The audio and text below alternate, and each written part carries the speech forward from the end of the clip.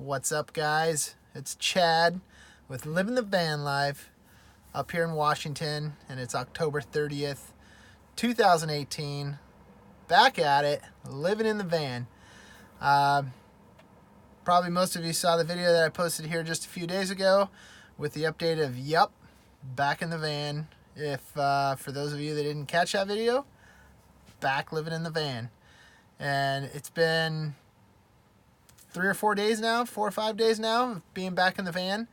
Actually, just a little less than a week of being back in the USA. I've spent 3 months over in Australia, and coming back here to the USA, I tell you what, it feels a little bit foreign after spending 3 months with the Australians.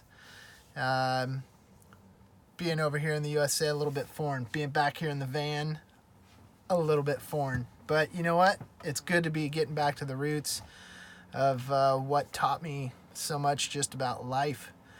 You know, there's a lot to learn about living in a van and living on the road and living in a small space. But I tell you what, it actually teaches you a lot about life. And that's the cool part about it. So stoked to be getting back into that. I mean, guys, the crazy part is, like, a week ago and beyond, basically for the last 3 months, living in a multi-million-dollar house in Sydney while we were doing post-production on the film. So to be coming back to the USA, to my van, it's it's good. But you know what? Like, after you've lived in a van, like, you can pretty much live anywhere, I would say. And especially in the Pacific Northwest when you got to deal with cold. And the funny thing is, I always get all the comments of people saying, oh, what? It's like 10 degrees Fahrenheit? Like, that's nothing. Just wait till you're in like negative 20 degrees Fahrenheit. And I know there's always somewhere in the world that's colder than where we are, but nonetheless, there's a lot of people that would never think about doing the van life in wintertime. And the other thing is, the interesting thing that I get too about the van life, or I'm sorry, about surviving the cold in a van, staying warm in a van. People are like, dude, you live in a van. Like, why don't you just go elsewhere? Well, just because you live in a van doesn't mean that you have obligations where you're at. Not everybody that lives in a van is just a nomad that just roams around. I've got family up here. I've got work up here. My life's up here. So I can't just turn the key and go south and just be a bum on the beach somewhere. So, I mean, that's great for people that can do that. That's awesome. But for those of us that actually have to work and have a life somewhere where it's cold, you got to overcome and conquer those situations in the cold. So I've done several videos about some of the products that I use, some of the things that I've learned, and what makes my life comfortable while living in a van in the wintertime. So you guys can check out those videos. Anyways, just getting back to van life. Like I said, in Sydney, while we were working on our documentary, the film production company that we were partnered with was based out of a huge house in downtown Sydney, and it was awesome. But to come from that to van life just like that, that makes it fun. Pretty much just living in the van around Bellingham. No big plans to be out traveling or anything like that. I would love to. We've got some far distant future plans of doing a trip down Baja. Seems like that's what everybody does now.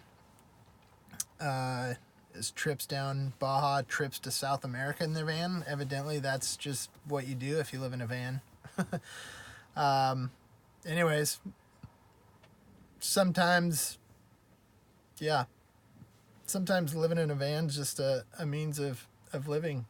And that's what it is right now for me. So, but it's allowing me to stay focused on doing this project that we're doing right now. We're in between quite a bit of work right now, so there's not a lot of income coming in. And so being able to just stay in the van, cut down costs, and be able to focus 100% on the project at hand, which is getting our film done.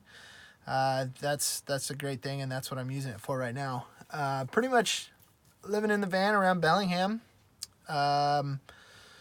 Keeping it simple, nothing crazy.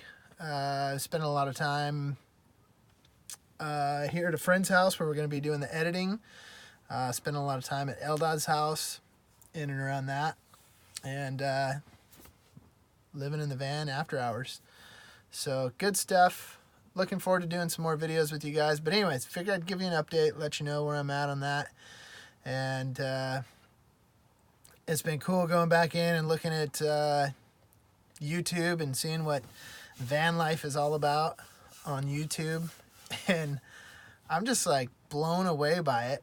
It's just so crazy how commercialized it's become. Like with all the fancy titles and all that stuff, it's definitely taken on a different turn. I mean, back in the beginning when we were doing van life videos, it was super simple, kind of just, you know, just talking to a phone and uploading straight from the phone to YouTube, and that was your van life YouTube videos. And which is an interesting part for me, and I know there's one subject that I want to do a whole entire video on. I'm not going to do that right now, but that's an interesting thing for me, is like everything we do professionally is all about production value. How do we add more production value? How do we make it look better? How do we do this? So of course, when it comes to doing van life videos, you know, I want to add that to the videos. But then, you know, the feedback I get from people is like, no, we just want it raw and simple and stuff like that, and which is cool. I think that's awesome. So I got to remember to dial it back. And then when I look at everybody else's stuff, it's like it is way super produced.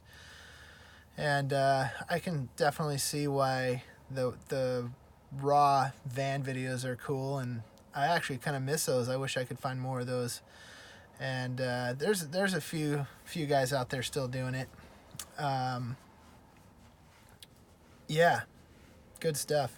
So anyways, I'll be doing more of that type of stuff, more one-on-one, talking to the phone, because it's simple. And you know, I realize if I keep the videos more simple that I'll do more of them, because they're not so daunting and overwhelming. And so that's cool. Definitely be doing more stuff like that. And you know, I was thinking too, you know, over the years I've done lots of videos of different stuff, of how I did this in the van and how I did that in the van and how I overcame this and how I overcame that. And you know, things have changed, so I might go back and revisit some of those subjects and just take you on a van tour of how I've got the van set up now. About a year ago, no, it was about a year and a half ago, I guess it is, did a complete full rebuild of the van, like from the ground up. All the suspension, the motor, everything. Did lots of upgrades. Actually spent about 3 months straight working on the van and upgrading it. And so I'll probably do a video about that. So yeah, should be cool.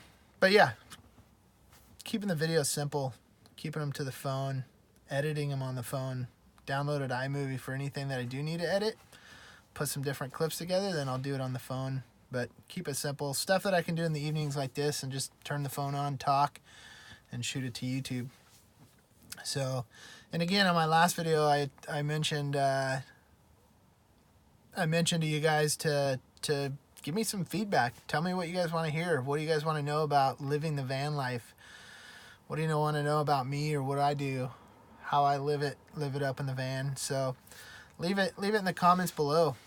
And definitely there was some great questions, some great subjects to talk about from the last video that you guys left in the comments. So I'll be making a list of those and working on putting those videos together. So yeah, guys, all is well up here in the Pacific Northwest, coming into fall time, living in the van, getting back to the roots. So yeah, I think I was just realizing that my sleeping bag might be time for an upgrade. It spends a lot of time rolled up in the bag, and it's a down sleeping bag, and I don't know if that's necessarily the best thing for a down sleeping bag. It seems like it's not staying as warm as what it used to. But yeah, nonetheless, it's still comfortable. And the Mr. Heater, Big Buddy, always good, keeping the toes warming things up before bed. So anyways, guys, wanted to give an update where I'm at, what I'm doing. I hope all you guys are doing good out there.